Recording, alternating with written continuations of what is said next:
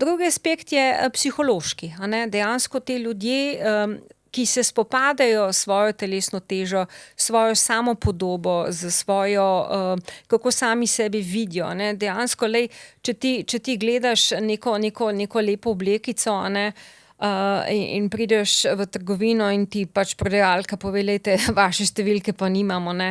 Ali pa napoti nekega gospoda v trgovino, za močnejše postave, ne. Jaz mislim, da to, oziroma vem, da to ne vpliva dobro na posameznika, ne. Ne moreš iti recimo na zipline v Planici, a ne, ker je pač, mislim, da je omejitev teže do 100 kilogramov ali mogoče majčkeno več, a ne.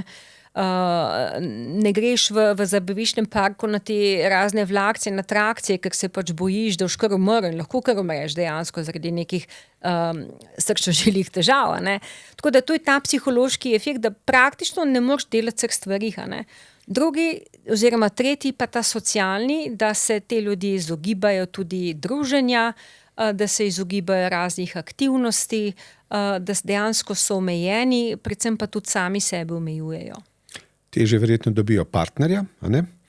In menda, če se prav spomnim, sem bral eno raziskavo, koliko manj možnosti imajo, če se prijavijo za isto službo, za isto delovno mesto, tisti, ki so prekomerno težki in tisti, ki so normalno težki.